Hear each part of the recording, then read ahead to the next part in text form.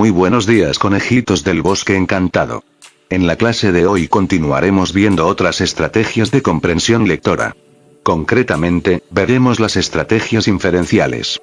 Recordemos que en la clase pasada definimos las estrategias de comprensión lectora como hábitos que nos permiten comprender mejor un texto y vimos las estrategias referenciales que nos permitían hacer una prelectura que por encimita nos daba información útil para comprender la naturaleza del texto antes de leerlo.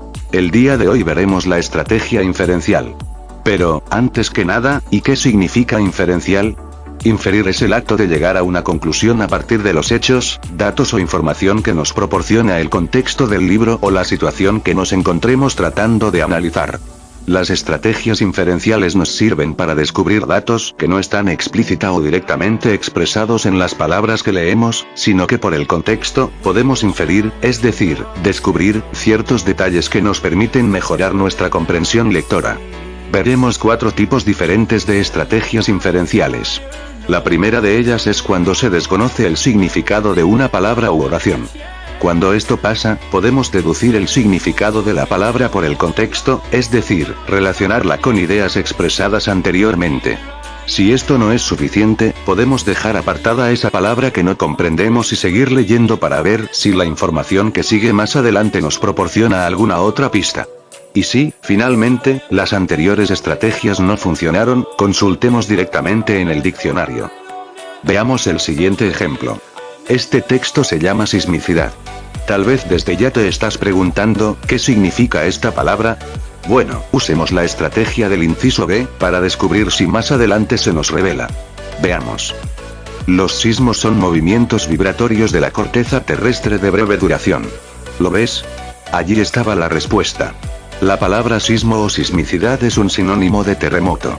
Continuando la lectura, estos pueden ser de origen tectónico o volcánico. ¿Qué significa tectónico? Sigamos leyendo para ver si nos dan más pistas antes de tener que recurrir al diccionario.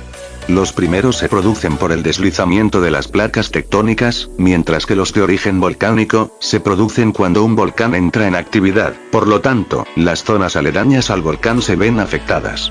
Bueno, de todo esto podemos deducir que las placas tectónicas son trozos de tierra que deben ser muy grandes y subterráneos.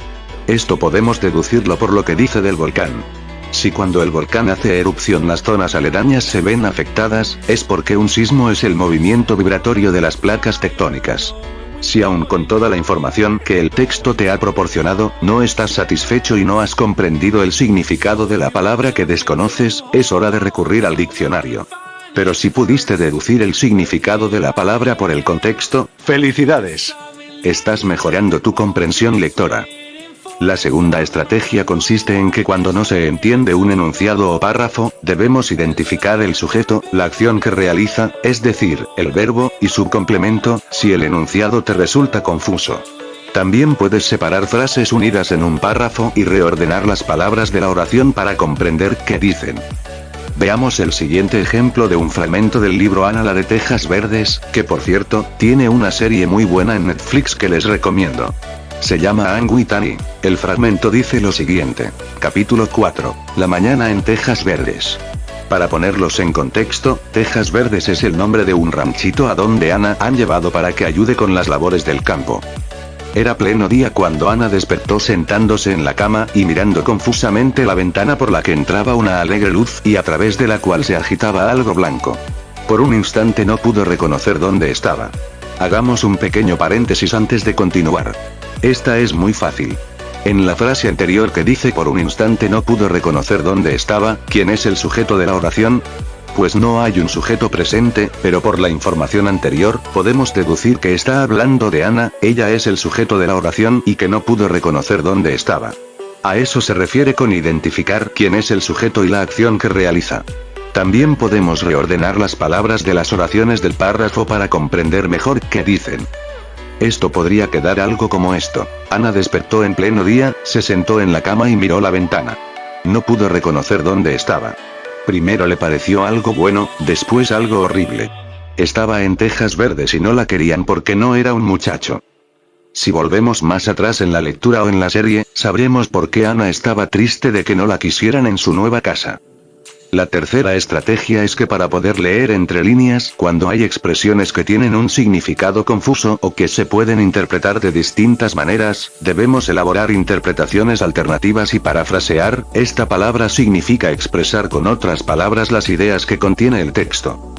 Veamos un ejemplo en el siguiente poema de Percy Bysshe Shelley, un poeta inglés de finales del siglo XVIII. Este poeta estaba casado con Mary Shelley, la autora de la novela Frankenstein, Sila del monstruo que todos conocemos. Y hay una película en Netflix que se llama Mary Shelley y que cuenta las vidas de estos dos escritores. Te la recomiendo. El poema dice: Soy como un espíritu que mora en lo más hondo de tu corazón. Siento tus sentimientos, pienso tus pensamientos y escucho las conversaciones más íntimas de tu alma.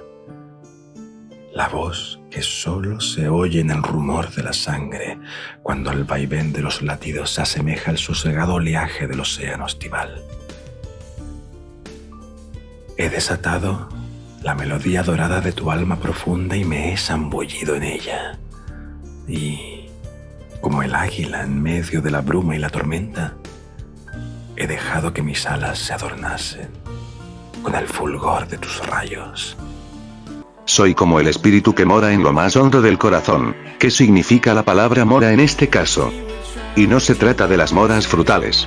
Por el contexto podemos inferir su significado, pues en el siguiente verso dice en lo más hondo de tu corazón. Pues puede ser un espíritu que vive o que habita en lo más profundo de su corazón. Veamos el significado en el diccionario para estar seguros. Efectivamente. Morar es un verbo intransitivo oculto. Más adelante con las categorías gramaticales veremos los diferentes tipos de verbos. Por ahora no te preocupes si no comprendes todo. Entonces morar efectivamente significa habitar o residir habitualmente en un lugar, y dice que este verbo es usado también en sentido figurado. Pues así es precisamente como lo usa el poema. No es que el espíritu viva de verdad dentro del corazón de la otra persona, sino que es una expresión en sentido figurado que se usa para expresar una idea más romántica. También dice que el vaivén de los latidos se asemeja al sosegado oleaje del océano estival. ¿Qué quiere decir todo esto? Busquemos en el diccionario para comprender toda la oración porque está muy confusa. Primero busquemos la palabra vaivén. Significa ir y venir, un movimiento alternativo que después de recorrer una línea, vuelve sobre ella en sentido contrario. Es como una ola de mar que va y viene de atrás hacia adelante. Ese movimiento se llama vaivén. Y sosegado significa quieto, pacífico. Es decir, tranquilo, lentamente. ¿Y estival? Estival dice, perteneciente o relativo al estío. Jajajaja, una palabra nos lleva a otra. Entonces, ¿qué es estío? Vaya, resulta que estío es un sinónimo de verano. Ahora que ya conocemos el significado de todas las palabras, podemos parafrasear estos versos, es decir, escribirlos con otras palabras para comprender mejor su significado. Quedaría algo como esto. El ir y venir de los latidos, se parece al tranquilo oleaje del océano en verano. Vaya. Ahora ves que puedes comprender cualquier texto, poema o lectura que te propongas si conoces estas estrategias.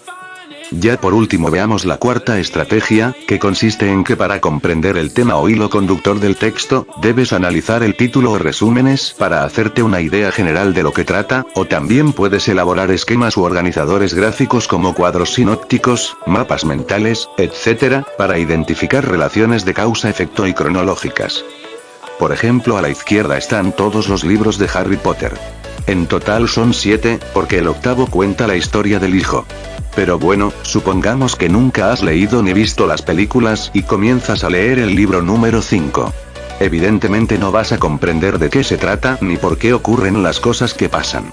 Tal vez si viste la quinta película comprendas un poco mejor el quinto libro, porque se supone que es lo mismo y tienes algo de contexto previo, pero de igual manera hay muchas cosas que no aparecen en las películas que nos cuentan los libros y allí te perderías.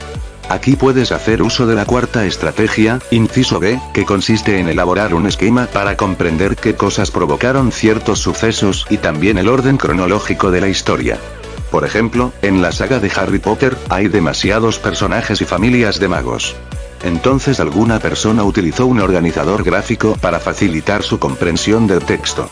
En este caso, utilizó un árbol genealógico para ordenar a todos los personajes y saber qué relación tienen unos con otros, quién es hijo de quién y cómo están conectadas las familias. Este organizador gráfico del árbol genealógico es solo una forma en que puedes comprender de verdad y mejor una lectura. Pero existen muchos otros tipos de esquemas y organizadores que puedes utilizar. Depende de ti y de la lectura el tipo de organizador que necesites para acomodar los hechos de la trama. Bueno, conejitos del bosque encantado, con esto terminamos el tema de las estrategias de comprensión lectora. En la próxima clase analizaremos algunos tipos de texto que existen. Nos vemos hasta la próxima. Adiós.